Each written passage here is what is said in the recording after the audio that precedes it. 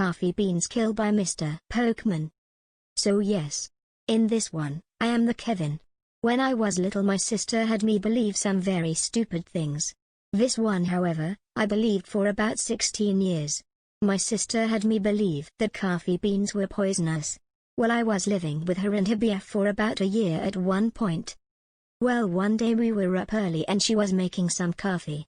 I never drink coffee. But as she puts the beans into the grinder she offers me a bean.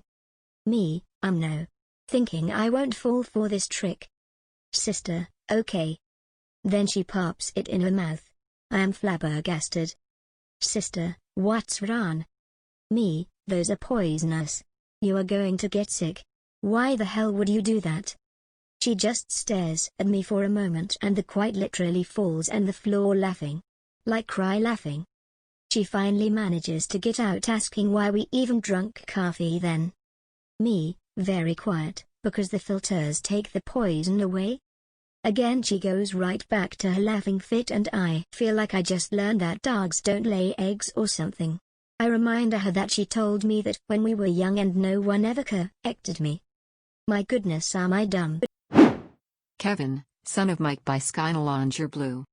I figured out why Mike has an affinity for working with Kevina, even though he hates most of humanity and is generally an asshole loathed by everyone else in our organization.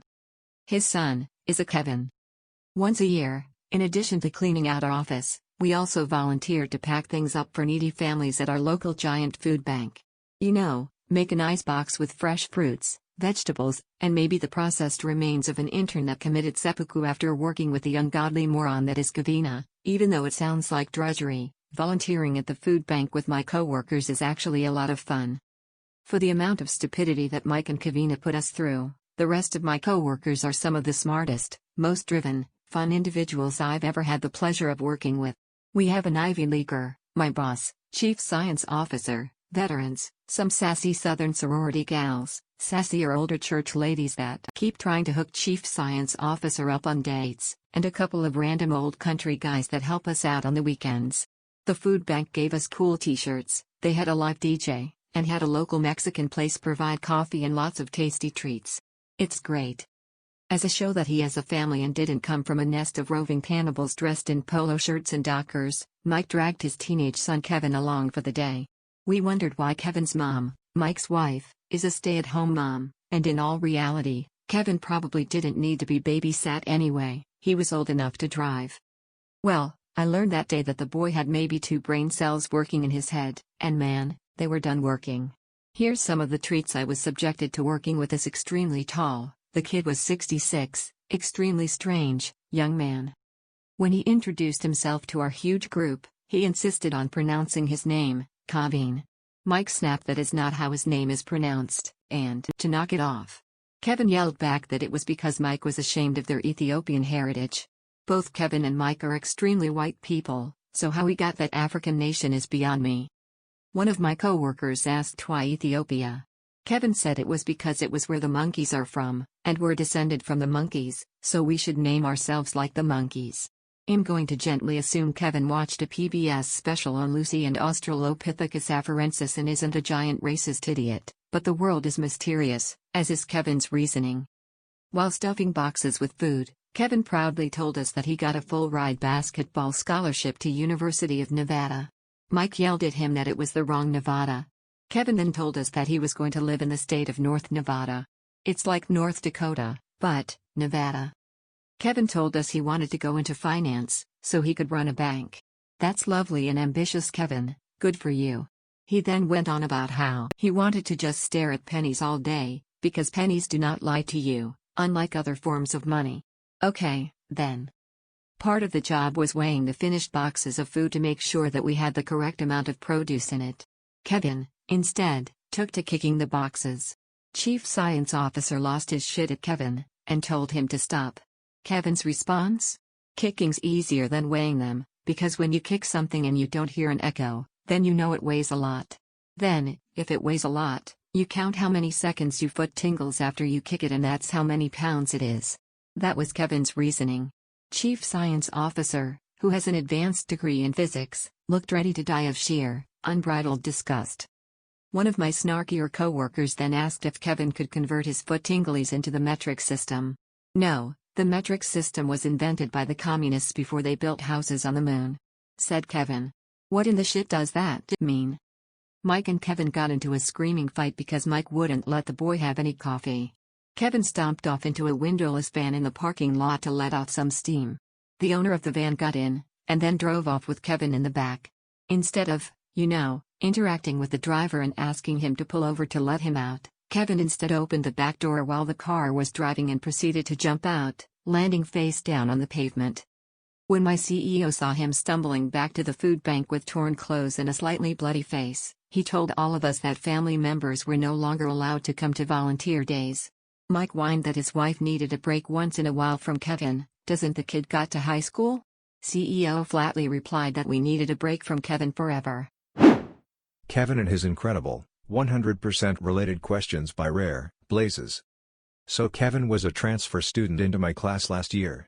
Unfortunately, he's in many of my high school classes yet again. Kevin has a tendency to ask questions to teachers or to students about some very convoluted what-if situations. These questions usually lead to the person being severely confused, and saying okay. One such example was in social studies. We were doing current affairs in the world, and one group was doing the impact that Hurricane Florence had on the area affected by the storm, and how we can help those affected by the storm. At the end of the presentation, Kevin has an amazing question. Since cows create a large majority methane gases, do you think we should kill them all? I'm sure Kevin was trying to imply that greenhouse emissions can lead to more hurricanes, but his question was nothing close to that. Seeing that the group was confused and couldn't answer the question, Kevin seemed completely satisfied. Now, back last year when we were doing some chemistry, he asked the question of making half elements. His idea was that if you could split a proton in half, then you could create an element in between the ones existing. My science teacher spent a long 30 minutes explaining that splitting a proton was no simple feat, and reconnecting the proton back to an atom was also very hard. Kevin refused to believe what he was saying, and so the teacher dropped the subject. Later, on a multiple-choice test, there was some question about how many protons were in the element in between element A and element C. We all had a copy of the periodic table, saw the element in between the two, and answered.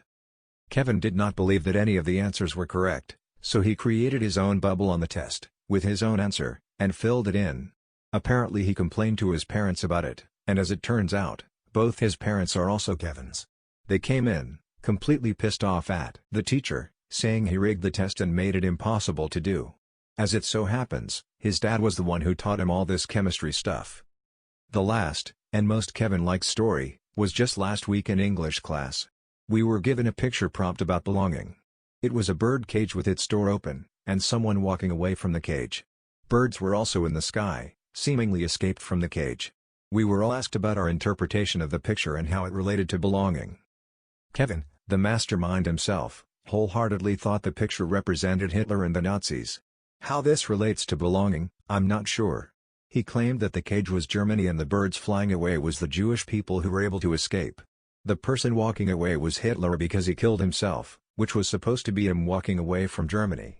The worst part was that there was bird poop all over the cage, and he said those represented the ashes of the Jewish people who were burned, saying it was the remains of the Jewish people in Germany. Now, some of this stuff made sense, but at the same time it did not. And guess what? Our teacher is Jewish, and she did not find any of what he said funny. I don't think she was fond of having her ancestors be compared to bird poop. Needless to say, Kevin got into deep trouble and is now taking counseling. Kevin learns about water tanks by SnaggleGaster.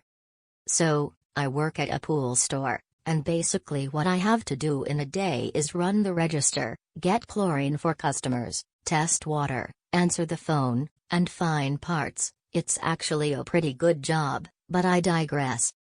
On this particular day, I was running the water testing station, which is pretty straightforward. Someone hands me water from their pool, I put it in a centrifuge, and when it's done spinning it tells them what chemicals they need.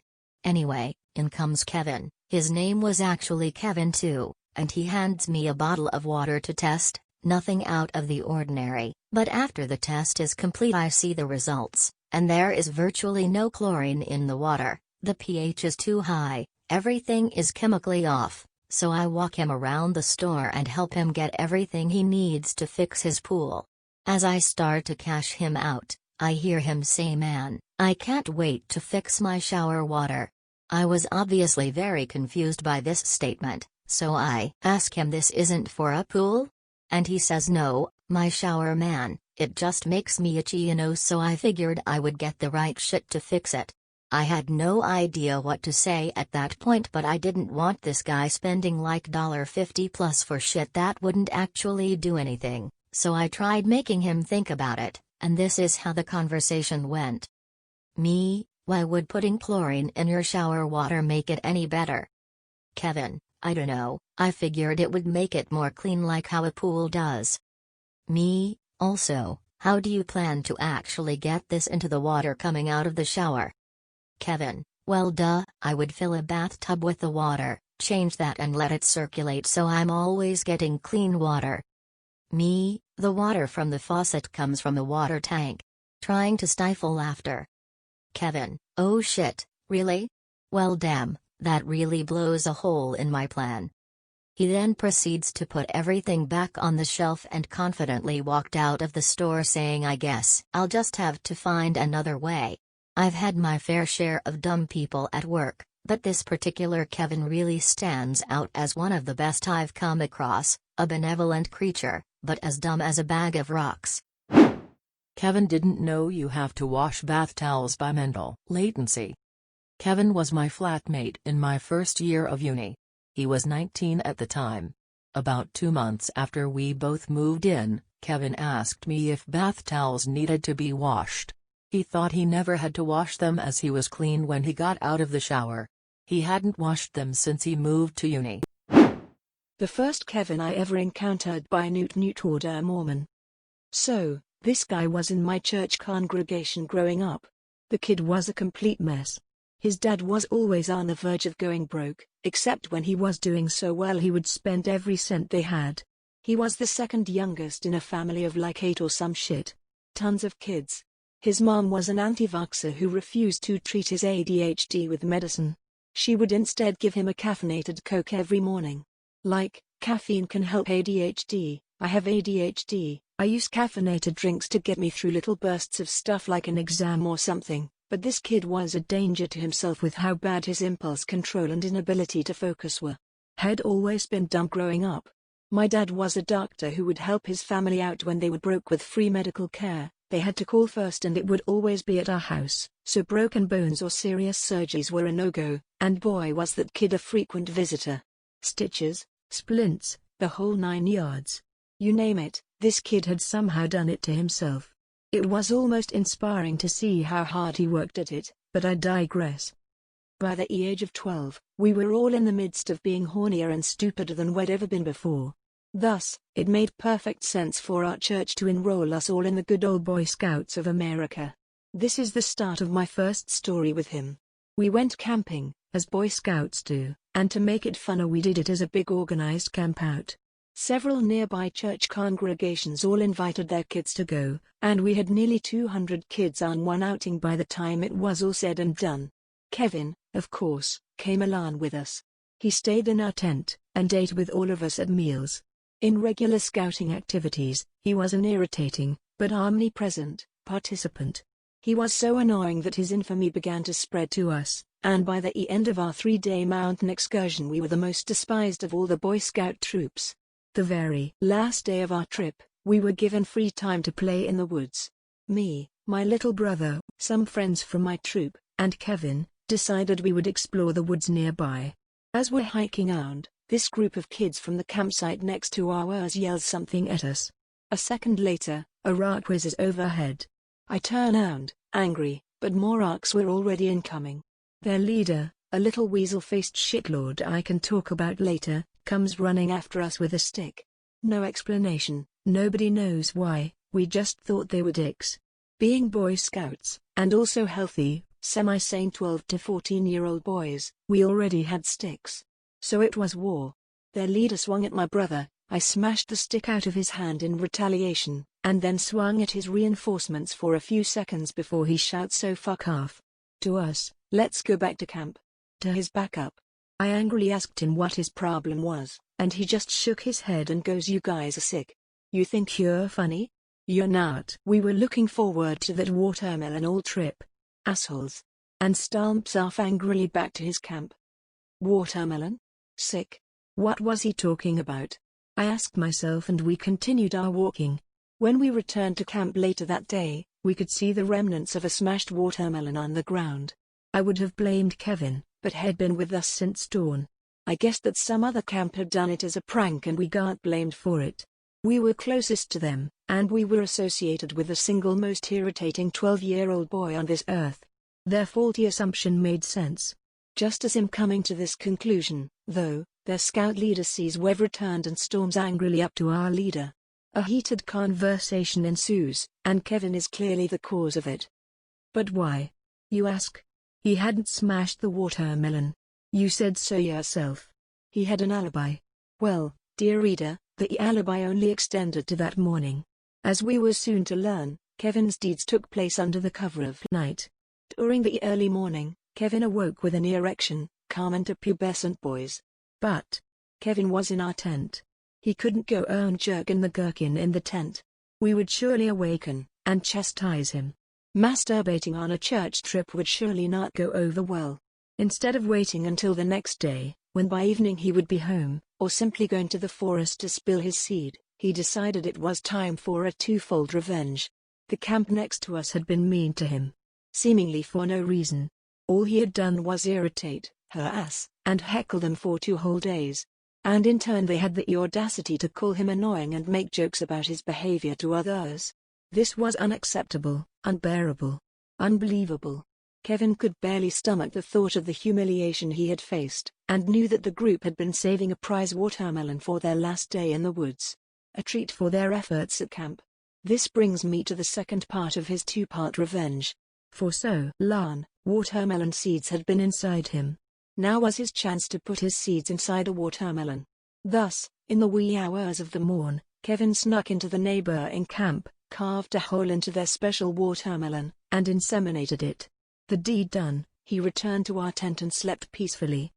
The afternoon following, the camp of kids was getting ready to dig into the melon when they discovered what had occurred. They immediately knew who had done it.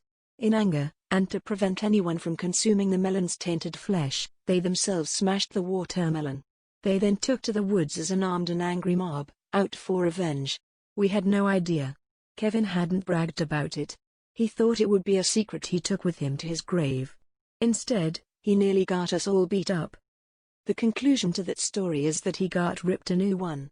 The scout leader, the congregation leader, and his parents all chastised him severely.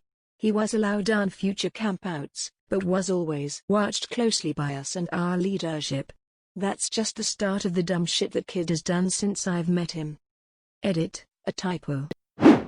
Kevin has a dubious definition of cherries by lulumustelidaeee. I fancied doing a spart of baking, Rocky Road to be precise, so I popped to the big Sainsbury's for my ingredients.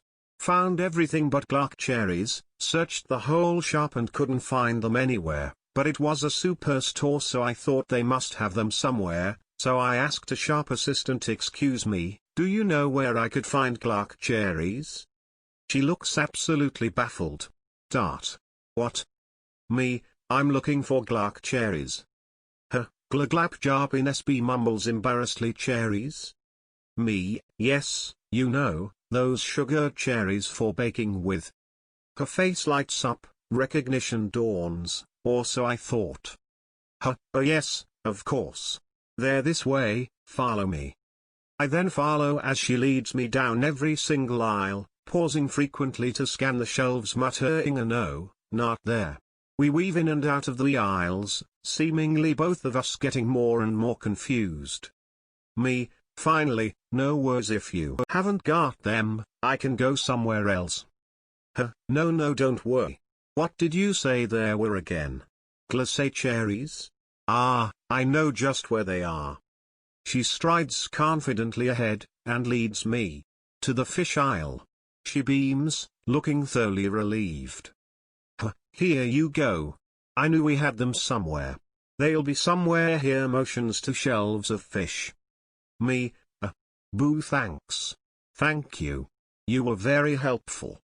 I just didn't have the heart to tell her that Glark cherries weren't fish. Kevina. Kevin coworker sets office on fire by faktnemamtucha. So my coworker Kevin is overall funny guy, but sometimes I'm concerned that he lacks brain completely. Mostly he just does not understand basic principles, and as soon as you finish explaining something to him he starts asking questions which you just answered. I have got quite used to this and conciliated with the fact that he is just not the sharpest tool in the shed. He has done during the 1 year I've had the pleasure to work with him so far a lot of stupid things, but this one tops it so far. Today he almost burned down our office. I have found a candle 2 days ago, so I decided to put it on my desk just like a decoration. Today the candle was almost finished and Kevin decided to be funny and tried to blow the candle out. I was protecting the flame with my hands, which led him to this incredible idea. Got a can of compressed air and proceeded to blowing the can at the candle.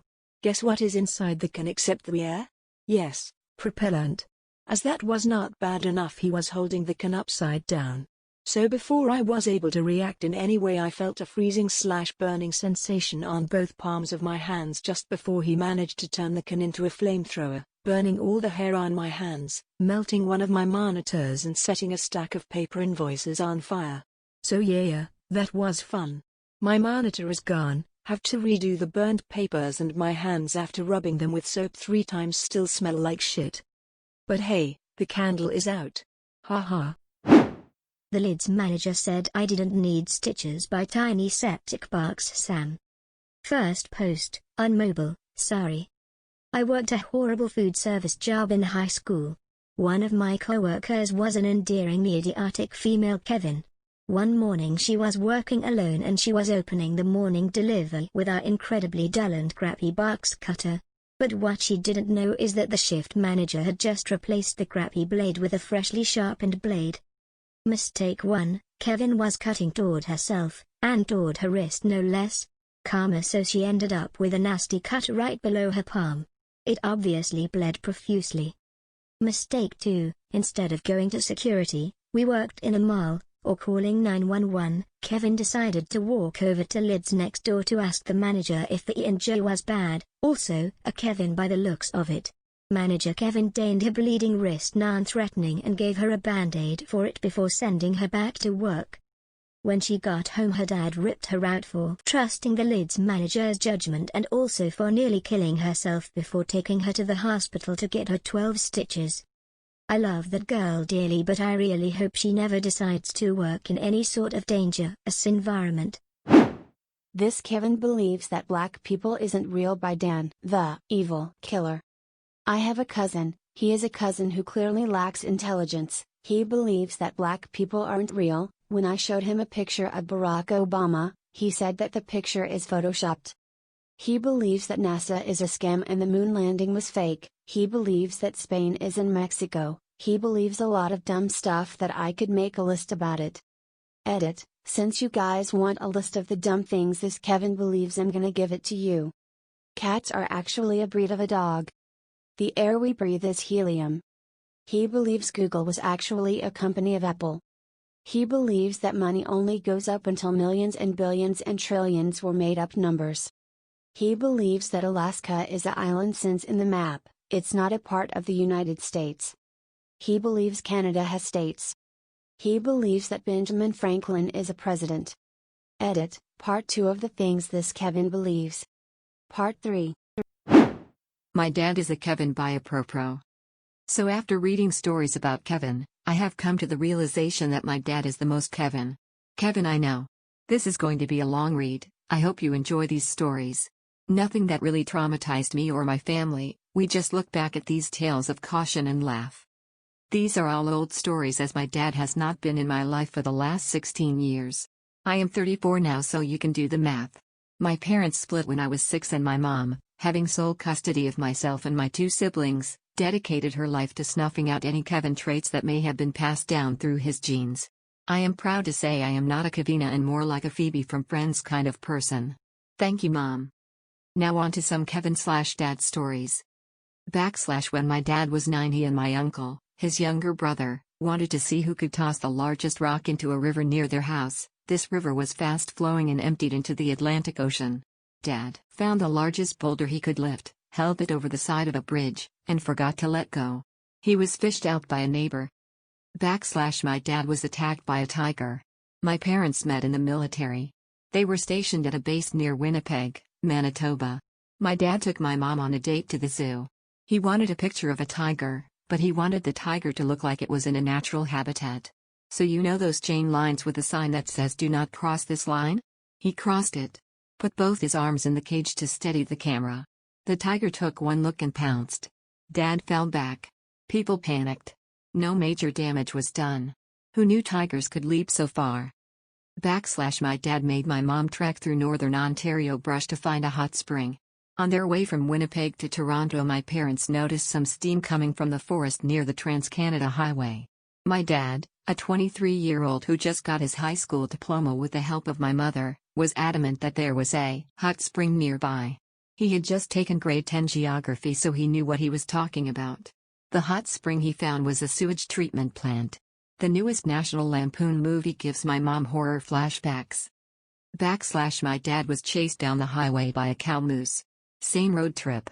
Dad saw a baby moose at the side of the road and decided this was his Disney princess moment. Mom warned him not to get close, but he wanted a picture of the baby moose up close. Well, out come Mama charging at full speed. My mother, who was behind the wheel at the time, had the car in neutral so it could roll forward slowly while Dad ran back to the car, hopped in the passenger side, and they sped off. Mama was still chasing them for a good few minutes, which felt like hours. By the way, this trip from Winnipeg to Toronto was for their wedding. I don't know why my mom didn't see any red flags. Love is blind. My dad almost electrocuted himself. When our family was transferred to a Canadian Air Force base in Lahr, Germany, we got an unfurnished apartment. At this point it's mom, dad, older brother, and myself. The unfurnished apartment had no light fixtures in the walls or ceiling, just exposed wired. My dad wanted to know if the wires were hot. So he touched one. Blasted back a few feet and was burned, but not dead. My dad left me unsupervised on a 4th-floor balcony with no ledge. Same apartment as before, property owners were renovating balconies. My dad had the day off and my mother had a shift on base. Mom told Dad make sure the patio door is shut and locked so brother, 3 or 4 at the time, and I, just turned 2, don't go on the balcony. She comes home after work to see Dad sleeping on the couch, balcony door wide open and me looking over the ledge. Mom had to give me the most calm come give mommy a big hug she could muster while screaming internally. Dad didn't know what was wrong. My dad has crashed every vehicle he has owned. Every car, truck, dirt bike, motorcycle, boat, you name it. He is the reason Ontario premiums are high. Once he crashed the family car on a quiet pedestrian road. Going 30 km. Into a parked tow truck. In front of a house where a large Greek family is having a party. My older brother and I were in the car. It was a write-off. A Greek grandma gave my brother and I candy. My dad has had 2 kitchen fires, that I know of, and one wasn't even in his own house.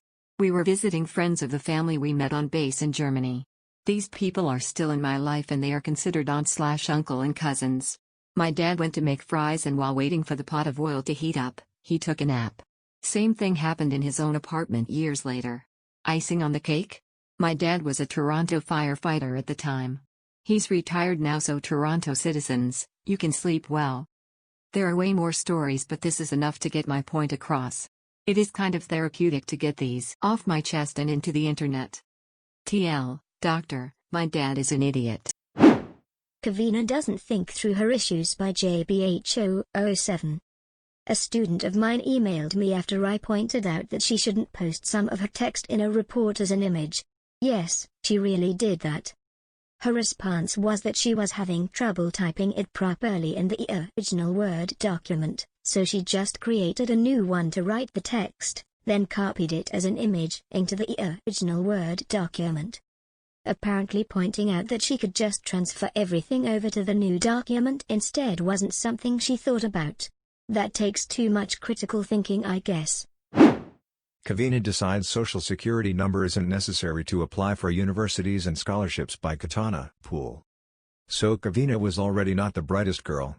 She asked really dumb questions and said dumber things. One of the ones I remember is when she got mad at the teacher for not knowing that an essay was due when the teacher constantly said it and had it written on the board that we see every day. Dumb. This was a reoccurring thing with homework and other things that she should know. So the story. We went to a private school, so everybody was expected to apply to colleges and get a degree. So she decides to apply to Ivy Leagues because she really thinks she was a chance. Spoiler alert, she had absolutely no chance and did not get in. While applying to her colleges, there's a part where it asks for her social security number. She decides, I'm just gonna make up one for every application. Now for regular admissions I don't think it really mattered that much, but when she was applying for scholarships it mattered. Kevina applied for a bunch of national scholarships, so she would get contacted about her social not matching her name. So she basically shot herself in the leg by denying herself the scholarships. The various personal statements she wrote were really bad. She sustained a neck injury that left her in the hospital for a month. In some of her statements she wrote about how bored she was in the hospital and how she wants to go somewhere fun to make up for her boring time in the hospital. She still did get in a few colleges after fixing the social issue, but didn't last very long. I didn't paint Kevina in a very positive light, but she is a very sweet girl, just not going to become a doctor anytime soon. Thanks for reading. Kevin decides to live in a canoe in the middle of winter by gothLegolas. Please note that this took place last year, so some of the details may be iffy. So I return home after spending a week at my parents', and I run into Kevin, who seems oddly excited. Have you seen my project? He says. I tell him I haven't. The boat? In the canal? I again respond in the negative. He pulls out his phone and shows me a picture of the saddest looking boat I have ever seen. It's a hollowed out canoe with a tarpaulin draped over it. What am I looking at? I asked. It's my boat, said Kevin, I'm living in it. I wait for him to say that he's joking. He continues to stare at me, expectantly. What the fuck? I said. It's cool, isn't it? I ignored him and walked away, certain that he couldn't be serious. Unfortunately for me, I lived next to the canal where his boat was supposedly moored, and I decided to see if he was telling the truth. Sure enough, the boat from the picture was moored relatively close to one of the bridges. My flatmates reported seeing him enter and leave the boat. He was decidedly not joking. Eventually, I ran into him again at a social event, and I quickly became seriously concerned for his well-being. Why are you living in a canoe? I asked. Because it's fun, he said. Do you need help with finding housing? Nah, he said, I've got my boat. You will freeze to death, I told him. I have a stove, he said. You'll die of carbon monoxide poisoning if you use a camping stove in an enclosed area, said my friend. I'll open the door. He shrugged. Do you think I'll be able to get into the club with this stuff in my bag? He said, showing my friend and I the rope, wrench and other miscellaneous tools he'd shoved into his backpack. I told him that I highly doubted it. A few weeks later, his canoe was broken into by some very drunk students. They stole the tarpaulin and some sort of doll. Fortunately, even Kevin isn't stupid enough to sleep without a roof, and he took the canoe out of the water. As far as I know, he is currently sofa surfing. To clarify, he willingly chose to live in the canoe. He had plenty of other options, but decided not to take them of his own free will. TL, Dr. Kevin decides to live in a canoe despite all the compelling reasons not to. It is eventually broken into and destroyed. Kevina the house guest, or Kevina thinks I use an invisible ladder to get into bed.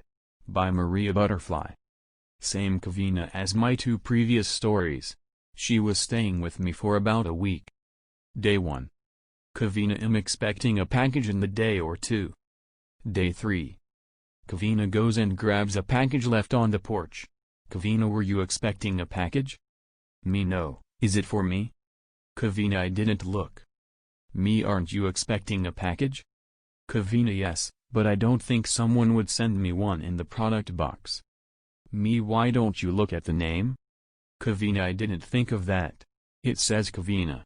Are you sure you weren't expecting a package? Me looks at box. Isn't that the exact same item you said you were expecting? It's clearly for you. Kevina, yes, I didn't think someone would send me something in the product box. Day 4. I'm sitting on my bed in my room. Kevina knocks. Me, just a minute. Kevina comes in. Me, I said just a minute. Kevina, I thought you would have said to come in. Your bed is tall. Me, I didn't say that, and yes, my bed is tall. Kevina, but you're short. How do you get into bed? A ladder. Me, do you see a ladder? Kevina, no. A step stool? Me, do you see a step stool? Or anything for me to step on? Kevina, but your bed is tall, and your short pauses. Does your so help you? Me, really? Gets down and proceeds to get back in the bed. Now, why are you in here? Because I told you it'd be out in a minute. Kevina, how did you do that? Your bed is tall. Me, get out. In case anyone was wondering, the bed was probably low hip height, but I could easily get on my bed. Kevin Doesn't Understand Rental Cars by Thrazkh. This story is about the same Kevin as my last one. This time we're talking about Kevin's inability to order a rental car. For context, at the time we were both junior IT consultants, and as you might imagine, the job requires us to travel to customers quite regularly. I have not been present when this story took place, but instead a senior consultant who accompanied him has passed down this story to me. So Kevin and our senior were supposed to travel to a customer in a neighboring country for a kick-off meeting for a project. The senior tasked Kevin with getting them hotel reservations and a rental car for the duration of their stay, which is less than challenging considering we have our own travel department, simply called travel because time is money, yo. It's as easy as writing a mail containing their requirements and the dates, and it's done. This took him extremely long and required more than a little bit of explanation, but that part wasn't too interesting, so I shall leave it out. So by some miracle he actually manages booking the hotel and the rental car, and they head off. Upon landing they go to the rental car station, and our senior, already knowing of Kevin's ineptitude to perform the most menial tasks, asks him to retrieve their car key. The conversation that follows is verbatim from what I have been told. Senior, K, Kevin, R, rental car guy. R, welcome to company, how may I help you today? K, we've ordered a rental car. R, great. Who reserved it? K, travel. R, what? K, travel. R, I don't understand. K, travel reserved the car. R, you mean like a travel agency? K, yeah, travel. R, alrighty then, I'll still need a name. K to S, do you happen to know the name of the person the car was reserved for? S, amused and just playing along at this point, no, why don't you ask them? So Kevin, instead of, like any reasonable person would, just uttering his own name and being done with it, decides to call up our travel agency, only he doesn't know the number. So he calls our front desk, F. K, hi there, I'd like to talk to travel. F, who would you like to talk to? Now, considering you were somehow not capable of being rational and just avoiding this situation altogether, you would have at least had the intelligence to just say doesn't matter, I have a general question. Alas, Kevin was not that smart. K, ooh, could you please name everyone who works in that department? What followed was a list of 10 to 15 names. Kevin said stop once he heard a name he deemed sufficient and was promptly connected. T for travel. T, yeah, hi. K, hi, I ordered a rental car. T, and? K, they want to know who it was reserved for. T, audible sigh. K, oh, great, thanks. Quite happy with his success, he proceeds to finally tell his name to the, by now, rather annoyed rental car employee, who promptly retrieves the car key. Ah, may I see your credit card please? K, credit card? Upon our onboarding, 4 months earlier at that point, we received forms for company credit cards, which would obviously be necessary since we were paying for hotels and rental cars, and using credit cards allowed us to get our money back from the company before the money was withdrawn from our personal accounts. Alas, Kevin didn't quite understand some of the big words on that form and decided it was too much of a hassle to fill it out. K, ooh, I don't have one. I'm afraid I cannot continue with this transaction then. A credit card is necessary for a rental car contract. So our senior got out his own card and decided to end the tardacy then and there, having gotten enough enjoyment out of it at that point. And thus ends the tale of Kevin trying to pose a rather basic service. I'm gonna disinfect my clothes to not catch the corona by overrandomlessness. Not about me, but about my uncle. A little backstory. My uncle, my mom's brother, is not the smartest man, but I wouldn't consider him dumb either. He has his moments, I guess. However, he did not go to college or anything, and in the past few years, after retiring, I think he has way too much time on his hands. He spends his days watching TV, driving around or scrolling through Facebook, and he believes in sorts of fake news and miracle cures BS, you know what I mean. Another thing I should add is that he can be a bit of an hypochondriac, leading him to act crazy and borderline paranoid in extreme cases. Obviously, one of the latest problems is that he has a lot of wrong info on corona, for example, on how it is transmitted, so he does a lot of stuff that help absolutely nothing. Yesterday morning he went to the supermarket and when he got home, he decided to, instead of taking a shower like a normal person, disinfect himself. How? By pouring alcohol, as in rubbing alcohol, at 96%, over his clothes, because the clothes could have corona. Now, after his hands were wet with the alcohol, he dropped the bottle in his lap, yes, all over the crotch area, and decided the clothes will just absorb it and it'll be fine. So instead of changing, he just kept them on until bedtime. This happened around 11 a.m. By bedtime, his thing was starting to hurt, so he changed and to no one's surprise, he had a first-degree burn on it, like all swollen, burning red, leaking pus bad. His solution now is to just drown it in cold water, and hope it gets better, as he is afraid of going to the hospital and getting corona, or going to the pharmacy and actually having to show it to anyone. And no, putting an anti-burner hydration cream on it did not cross his mind. So yeah, I come from a family of idiots. Carwash and winter don't mix by sloths. Rule the world 87. I'm new to this sub and it's wonderful. My sister 21 at the time of the incident is a Kevina. I love her to death but oh my. So a few years ago she stopped and got a car wash on her way home work. It was about 11 p.m. It was also about -5 Fahrenheit. Not too big of a deal at the moment until she came and woke me up to let me know she had locked her keys in her car. This is pretty much the conversation that me had. Sister, hey, I locked my keys in my car. Me, okay, the spare keys are hanging up like they always are. I'd why you are waking me up for this. My doors are frozen shut and I can't get in and the car is still running. Me, what? How did you manage that? Well, my car was dirty so I decided to get a car wash. Me, oh dear lord. So then I spent the next 15 trying to get in her car. And I managed to get one of the back doors open. And to put icing on the cake, my sister says that won't help, the keys are up front. I just reached up front, turned the car off and handed her the keys and went inside to go back to bed. This still makes me laugh. Kevina casts me a week of my classes and makes me look like a criminal by head to heels. Here's a Kevina I unfortunately had to interact with, for my visa application. Now this might seem alien to a lot of you, but with an Indian passport, you need a visa to visit most countries. Minor context, I was moving from Mumbai to Milan, in 2009, for a few fashion courses for about a year. This would be my first time across the ocean, since I've already been to the Asian countries as well as a few Middle Eastern ones.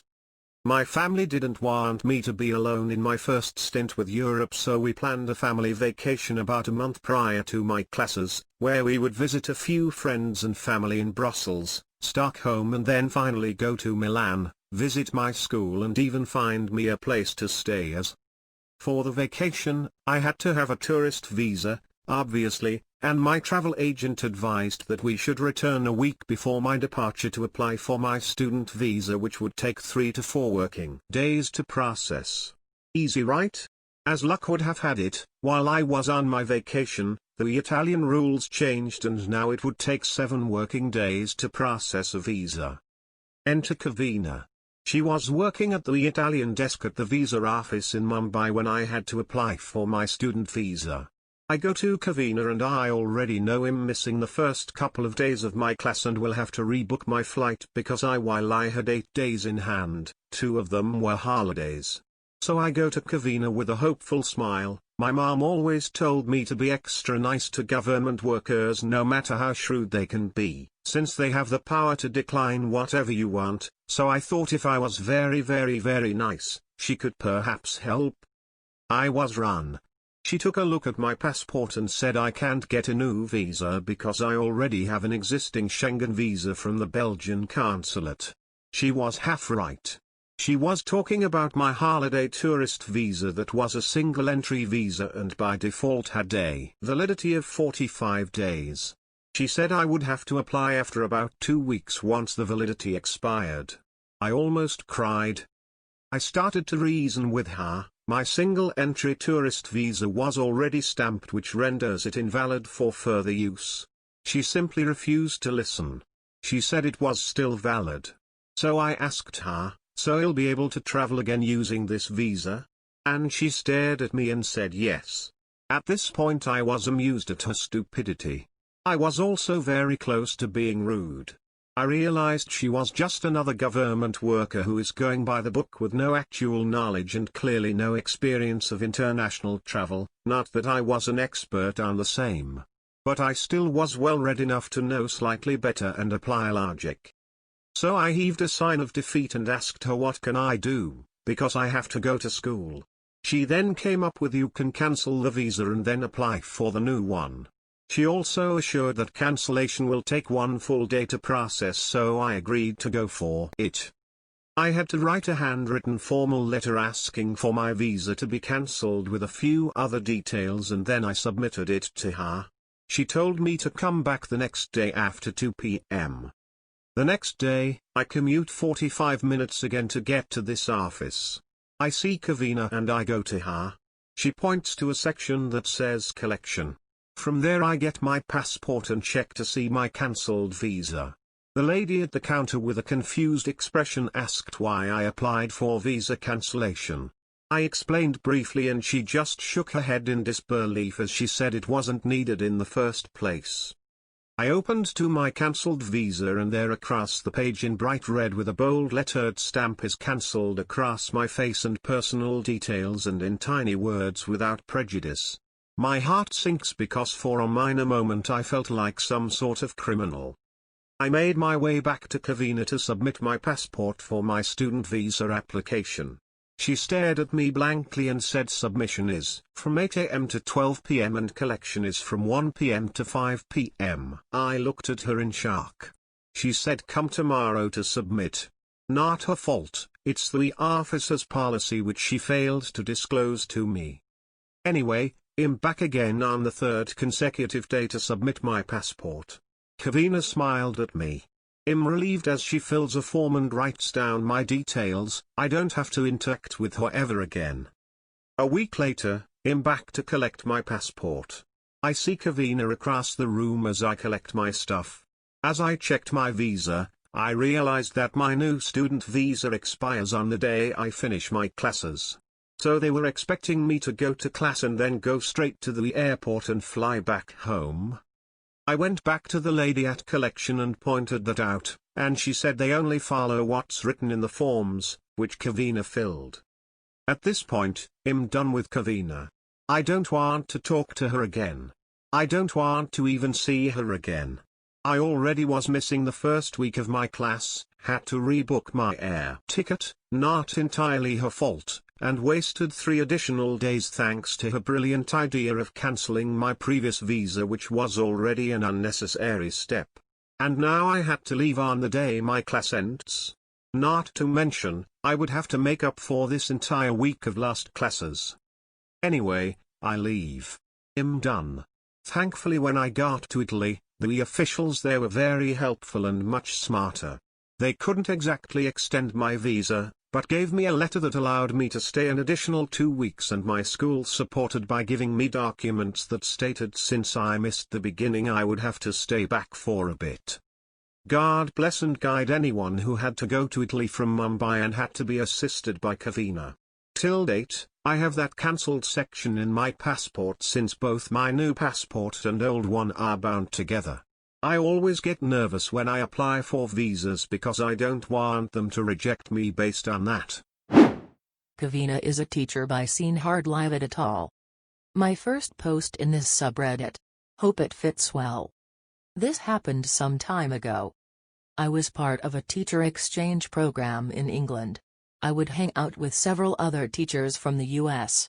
One was not only entitled but certainly a Kevina. We decided as a group to travel to Naples for a few days. Oh, so many stories, but this is what got me. I decided to drag us all to Pompeii, just a train ride away. We were walking through Pompeii and she was not impressed. Didn't understand the importance. Okay. As we get to the train station, I see a swastika drawn onto the wall of the station. I comment to the group that in Germany I never saw any swastikas, but in Italy I keep seeing them. Kevina turns to me and says, "What is a swastika?"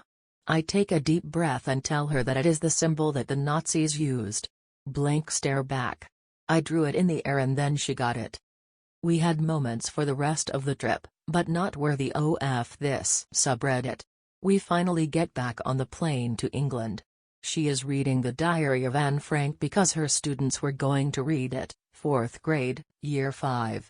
She turns to me, there is a friend sitting in between us, she had decided I was the smartest in the group, and asks, seenheardliveditall, what are the fascists?